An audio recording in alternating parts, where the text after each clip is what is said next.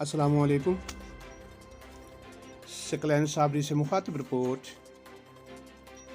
मुल्क के कई इलाकों में अब भी आटा की शदीद किल्लत है और आवाम 10 किलो आटा के लिए जलीलो ख्वार हो रहे हैं।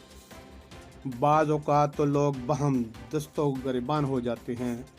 ऐसी सूरत हाल के लिए लोग मजबूर हैं। हुकूमत पाकिस्तान के लिए शर्म की बात है। पाकिस्तानी अवाम तमाशा बनी हुई है। हुकूमत पाकिस्तान को चाहिए कि अब तो अवाम की मुश्किलात, मसाइल, महंगाई, बेरोज़गारी और ये ज़िल्लत व ख़ारी का नोटिस ले और इसका कोई मुनासिब हल तलाश करे।